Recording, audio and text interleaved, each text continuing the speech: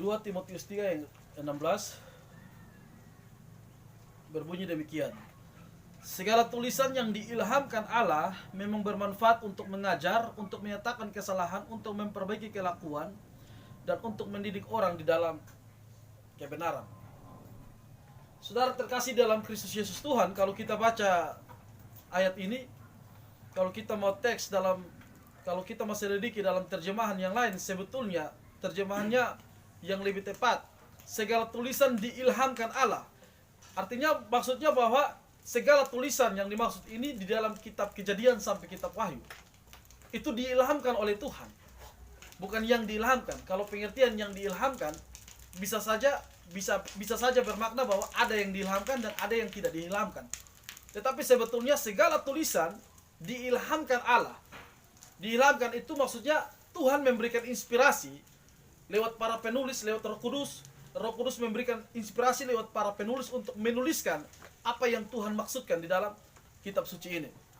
Nah, kekasih-kekasih Tuhan, sebagaimana tema yang sudah kita dengar bahwa gereja yang biblika atau gereja yang alkitabiah. Berbicara tentang biblika atau alkitabiah ini tentu ada kontradiksinya, bahwa ada juga fakta yang mengatakan bahwa ada gereja yang tidak alkitabiah. Hari ini tepat 31 Oktober, di mana 500 tahun yang lampau, itu ada seorang tokoh reformator bernama Martin Luther. Itu dia meluruskan sesuatu yang salah sebenarnya pada zaman itu. Nah, pada zaman itu gereja mulai bertumbuh dan gereja mulai menyeleweng daripada kitab suci. Gereja mulai menggunakan tradisi sebagai sesuatu yang punya otoritas yang sama dengan Alkitab, dengan kitab suci. Gereja mulai menggunakan pengalaman yang sama dengan kitab suci. Dan ada terjadi penyelewengan pada zaman itu. Menjual surat penghapusan dosa, mengatakan bahwa suara pemimpin agama itu mempunyai otoritas yang sama dengan kitab suci. Jadi kitab suci hanyalah sebuah buku, begitu. Jadi bukan sesuatu standar yang mutlak untuk mengukur doktrin yang salah, untuk mengukur moralitas yang salah. Tetapi kitab suci hanya dipandang sebagai sebuah buku yang hanya berisi firman Allah. Jadi saudara-saudara, berbicara tentang gereja yang biblika, artinya gereja yang bersandar pada firman Allah. Gereja yang bertumbuh hanya karena firman Tuhan, begitu. Jadi kita tidak bisa berbicara atau kita tidak bisa melihat semua gereja adalah semua gereja yang berlandaskan kepada kitab suci. Nah, kekasih-kekasih Tuhan, kita lihat fenomena sekarang ini. Semua gereja yang ada di Kota Kupang atau yang ada di Indonesia, bahkan yang ada di dunia, sekarang gereja sudah lebih mirip kepada sebuah perusahaan, di mana ada ladang bisnis di dalam, di mana bawahan lebih ditekan daripada atasan. Gereja sudah tidak lagi mementingkan hal yang sakral, yang esensial, yang sebagai tugas gereja itu apa. Sudah kehilangan gereja, sudah kehilangan makna di sana. Karena itu saudara-saudara, di momen yang istimewa ini, saya mau membahas tentang gereja yang alkitabiah. Nah, kekasih-kekasih Tuhan, gereja yang alkitabiah itu apa? Ciri-cirinya bagaimana? Tugasnya seperti apa? Gereja yang alkitabiah itu adalah gereja yang berdasarkan kepada Alkitab. Nah, saudara-saudara kekasih-kekasih Tuhan, tentu saudara kita dipanggil ini beragam. Ada yang dipanggil karena pengalamannya bertemu dengan Tuhan. Ada yang mungkin dipanggil karena mendengar suara Tuhan. Ada yang dipanggil karena mungkin mendengarkan khotbah. Ada yang dipanggil itu beragam, dengan beragam pengalaman yang ada. Tetapi saudara-saudara, pengalaman-pengalaman yang ada itu tidak bisa menjadi suatu tolak ukur yang mutlak untuk kita mengukur bahwa pekerjaan Tuhan seperti itu. Jadi setiap pengalaman, setiap kesaksian, setiap apapun yang terjadi dalam kehidupan kita, harus semua bersandar kepada kitab suci. Jadi pengalaman kita harus diukur dengan kitab suci. Segala hal yang kita alami dalam kehidupan kita, itu harus berukur dalam kitab suci. Baik kesaksian kita, pengetahuan kita, kepercayaan kita terhadap sesuatu hal. Kitab sucilah yang harus menjadi patron dalam kehidupan kita. Sekarang banyak orang sudah tidak lagi menggunakan kitab suci. Meskipun mereka memegang kitab suci. Tetapi seringkali bukan kitab suci, bukan Alkitab yang menjadi patron dalam kehidupan kita. Ada yang orang berkata, karena beta rasa seperti ini, karena beta punya penglihatan seperti ini, karena beta dipanggil mendengarkan suara Tuhan seperti ini. Lalu lupa cek indikatornya ini. Lupa mengukur bahwa kitab suci lah yang mengukur setiap pengalaman kita, setiap penglihatan kita, setiap pendengaran kita, setiap sensasi indrawi kita itu harus diukur dalam kitab suci. Nah, kekasih Tuhan, gereja kita ini baru seumur jagung. Mungkin belum 1 tahun, bukan belum 1 tahun, belum 6 bulan. Belum beberapa, masih cetek. Tapi kekasih Tuhan, percaya saja bahwa Tuhan itu sedang menitipkan kita semua yang ada di tempat ini satu tanggung jawab yang sangat besar. Tuhan sudah memperlihatkan kepada kita suatu kondisi-kondisi di mana zaman ini banyak gereja yang sudah tersesat. Banyak hamba-hamba Tuhan, banyak pendeta yang sudah mengajarkan sesuatu yang salah. Bahkan semua yang punya otoritas menyampaikan sesuatu yang salah diaminkan oleh jemaat juga yang salah. Karena itu kita punya tugas yang sangat besar. Gereja ini gereja yang Tuhan bangun, Tuhan dirikan, Tuhan kerjakan. Paulus menanam, Apolos menyiram, tapi Allah yang memberikan pertumbuhan. Karena itu kita tidak boleh melupakan Tuhan sebagai kepala gereja. Karena itu saudara-saudara, Alkitab yang harus menjadi pondasi gereja kita.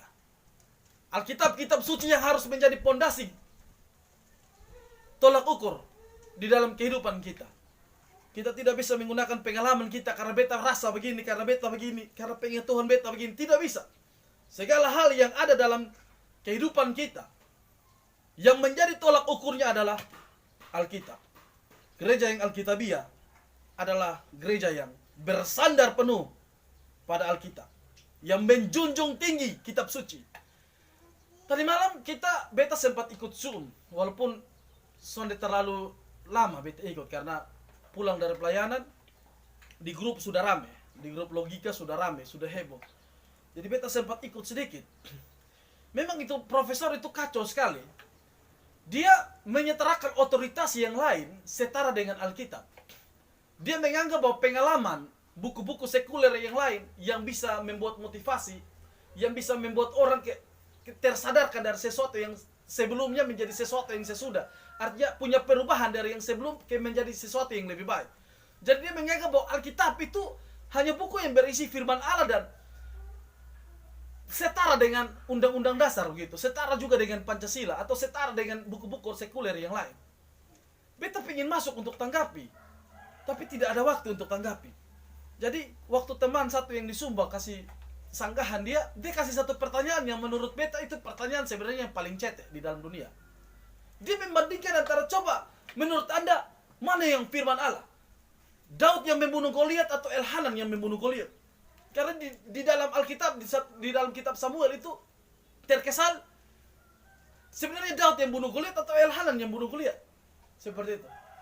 Tapi itu sebenarnya pertanyaan yang cetek. Lalu dia mulai mengkontradiksikan dan dia suruh kita memilih mana yang Alkitab, mana yang firman Allah. Dua-dua yang terlihat yang kontradiksi, dia menurut dia. Sebetulnya itu sesuatu yang cetek. Karena apa? Itu sesuatu yang sebenarnya kelihatannya paradoks saja. Itu dua peristiwa yang berbeda. Begitu. Tadi malam beta mau menjawab langsung sangka itu, tapi tidak diberikan waktu. Itu dua peristiwa yang berbeda. Waktu Daud masih hidup, dia melawan Goliat itu Saulnya masih hidup. Dan kisah Elhanan itu Saulnya sudah mati. Jadi dua peristiwa yang berbeda. Lalu ditambah dengan Goliat pada waktu itu merujuk hanya Goliat yang Daud kalahkan. Ini memang namanya Goliat, tetapi Goliat juga bisa merujuk kepada orang-orang raksasa, orang-orang yang besar, karena bangsa Filistin itu bangsa-bangsa besar. Begitu. Jadi dia mulai mengangkat sesuatu yang paradoks, lalu dia berpikir bahwa mana yang firman Allah. Dia tidak tahu bahwa pengertian firman Allah adalah kata-kata atau tulisan yang diilhamkan Allah, begitu. Diilhamkan Tuhan lewat para penulis. Jadi baik dalam itu Daud mau berzina, Daud mau membunuh, atau Petrus mau menyangkal, itu semua cerita itu diilhamkan Allah, begitu. Jadi bukan karena firman Allah bukan hanya merujuk kepada Allah berfirman, Allah bersabda. Itu bukan seperti itu. Jadi firman Allah adalah dari kitab Kejadian ayat 1 sampai Wahyu ayat yang terakhir. Semua itu diilhamkan Tuhan lewat para penulis Alkitab. Jadi itu yang kita percayai sebagai firman Allah. Karena apa yang diinspirasikan oleh Roh Kudus itu firman Allah. Seperti itu. Jadi saudara-saudara, gereja yang Alkitabiah adalah gereja yang hanya bersandar kepada kitab suci. Yang kedua, gereja yang Alkitabiah adalah gereja yang menjunjung tinggi Kristus. Sekarang saudara-saudara, Kristus ini adalah kepala gereja. Tetapi seringkali gereja-gereja masa kini yang kita lihat, Tuhan memperlihatkan kita dengan berbagai gereja yang punya fenomena yang sangat lucu. Yesus kepala gereja, tetapi yang ditinggikan bukan Yesusnya. Sekarang pandangan liberalisme itu sudah merusak di dalam tubuh gereja Tuhan. Gereja-gereja besar sekarang ini, sekarang sudah tervirus dengan doktrin teologi-teologi pluralisme, liberalisme, inklusivisme. Hancur. Orang membuat sesuatu yang spiritual menjadi sesuatu yang bersifat jasmani saja. Tidak ada. Yesus tidak bisa melakukan mujizat. Itu peristiwa air bah, itu tidak benar, itu hanya dongeng. Ada yang berkata bahwa Allah itu kehabisan energi. Ada yang berkata bahwa Yesus hanya salah satu jalan keselamatan. Kita harus berdamai dengan dunia ini. Kita harus menjadi orang yang cinta damai, cinta sesama. Jangan membuat gap-gap batasan dengan doktrin kita. Padahal Yesus adalah kepala gereja. Saudara-saudara yang diberkati oleh Tuhan, hamba Tuhan secara kasar itu makan dari uang kolektif. Betul kan? Kita makan dari uang persembahan. Tetapi kenapa kita yang makan dari uang persembahan kok kita bisa menyangkali dia yang adalah kepala gereja yang memberikan pekerjaan bagi kita? Itu sesuatu hal yang sangat menyalahi begitu. Menyalahi esensi dari panggilan Tuhan. Menyalahi esensi dari gereja Tuhan. Gereja yang Alkitabiah adalah gereja yang menjunjung tinggi Kristus sebagai Tuhan, sebagai sang kepala gereja, sebagai satu-satunya juru selamat. Tidak ada yang lain. Gereja-gereja kita Tuhan memperlihatkan kepada kita. Sekarang yang menyelamatkan bukan lagi Kristus. Kristus plus perbuatan baik kita. Sekarang yang menyelamatkan bukan lagi Kristus. Tergantung kita, hati nurani kita. Sejauh mana kita berbuat baik, kita selamat. Pandangan orang luar seperti itu. Tetapi saudara-saudara, gereja kita masih kecil. Gereja kita masih baik.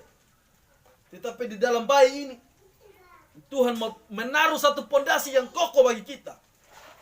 Supaya ketika kita menjadi besar, kita tahu bahwa yang kepala gereja adalah Kristus.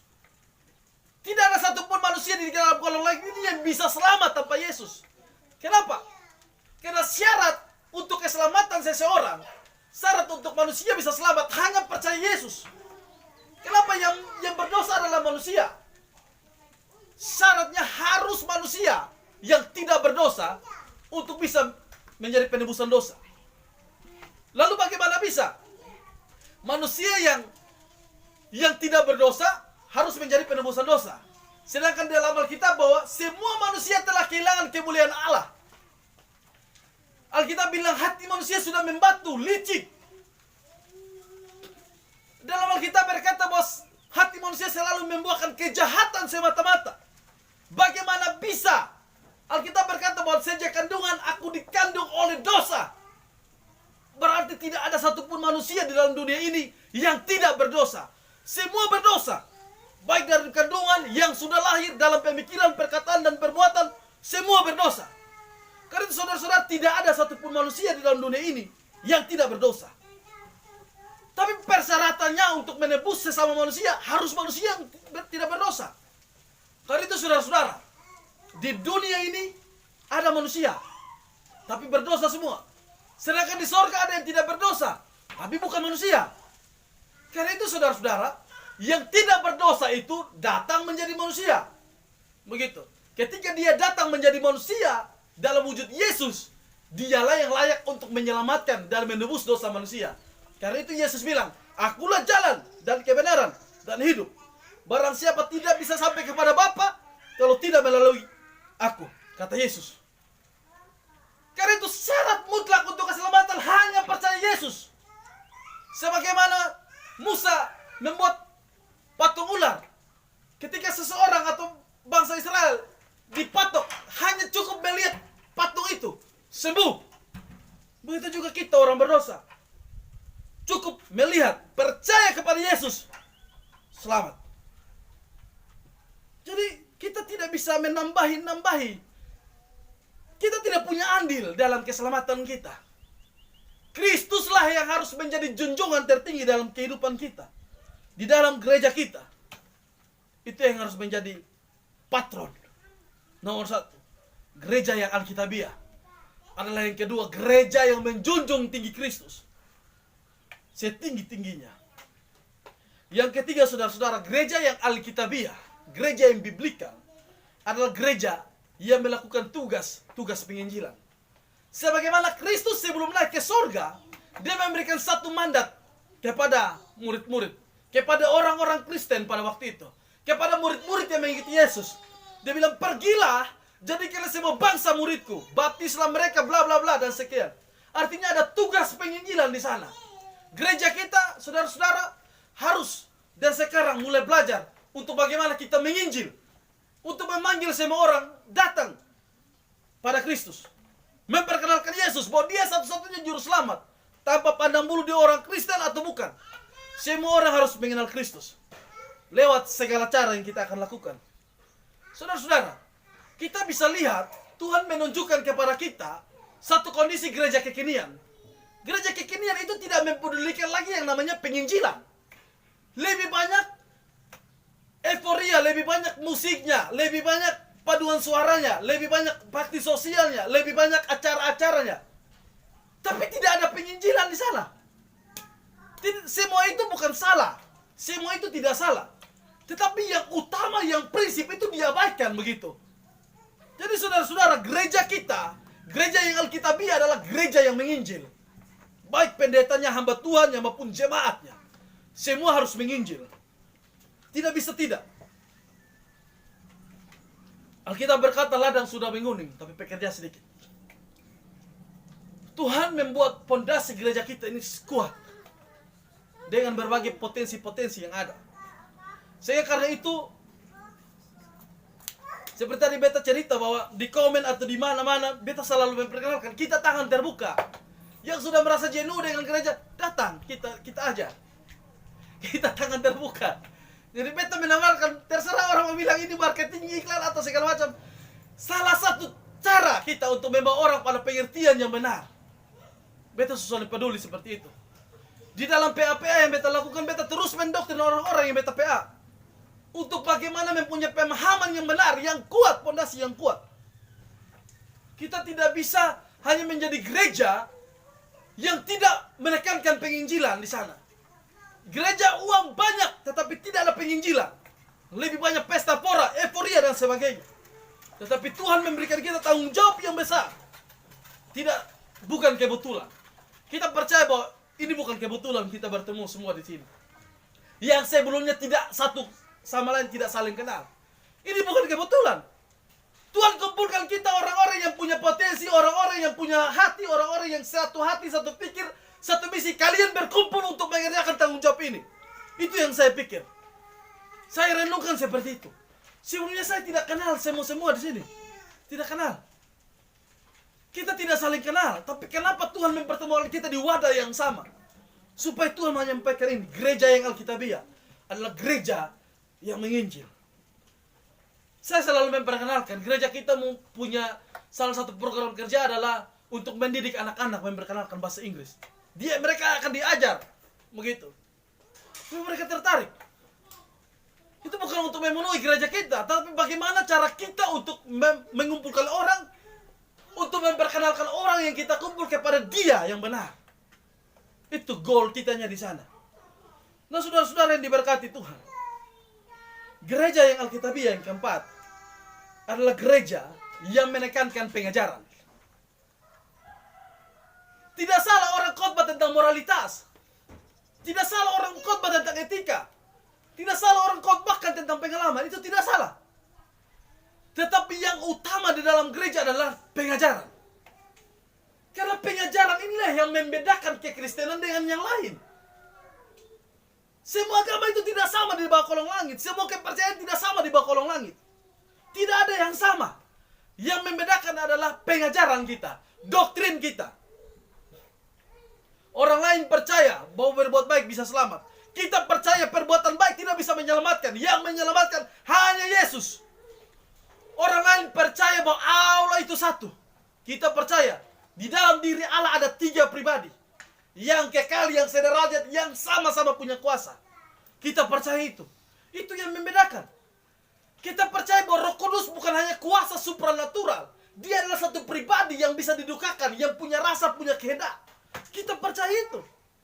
Kita percaya tentang eskatologi. Kita percaya tentang soteriologi, bahwa keselamatan di dalam Kristus. Kita percaya bahwa Alkitab adalah dasar segala sesuatu. Tulisan yang dilakukan Tuhan. Itu adalah firman Allah. Itu yang membedakan kita dari agama yang lain. Itu yang membedakan kita dari mungkin kekristenan yang lain, yang cuma agama. Jadi saudara-saudara, gereja yang Alkitabiah, gereja yang tidak meninggalkan pengajaran. Selalu menekankan pengajaran di dalam gereja. Karena itu saudara-saudara, sangat ironi, sangat lucu kalau gereja itu tidak tekankan pengajaran begitu. Beta komen-komen di mana beta selalu ngomong bilang, gereja kita punya salah satu program kerja, ada PA, ada pembahasan tentang filsafat, ada pembahasan tentang logika, ada pembahasan mendalam tentang teologi. Supaya orang tertarik begitu. Ketika mereka tertarik, mereka datang, mereka diajar mengenali yang benar. Karena kita punya tugas yang berat. Kalau tidak dimulai dari sekarang, mau kapan? Kalau bukan kita, siapa lagi? Jadi saudara-saudara, gereja yang Alkitabiah adalah gereja yang menekankan pengajaran. Gereja Alkitabiah yang kelima seperti apa?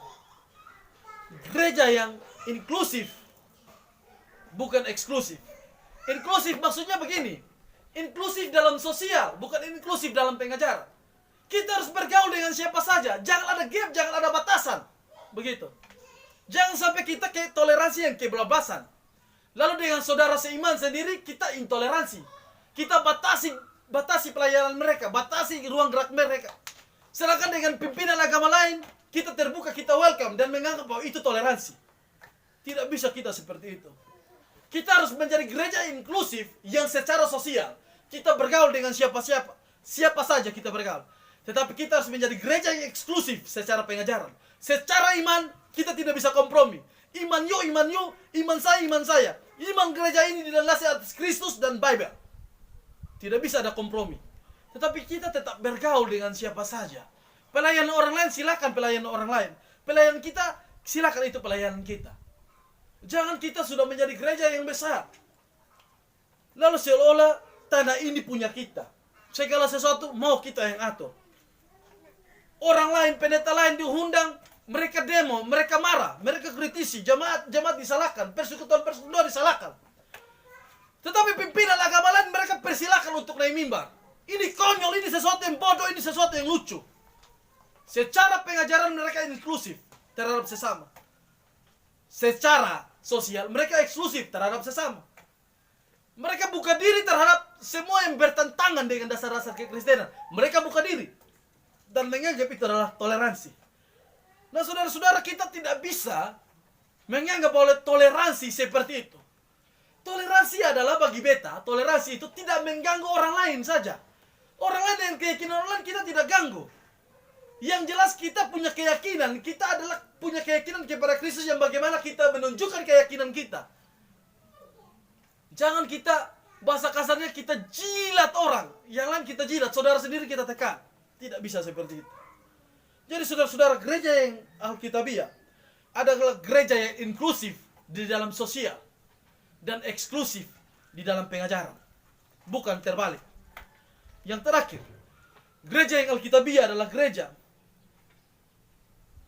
yang berani mendisiplinkan jemaat maupun pelayan.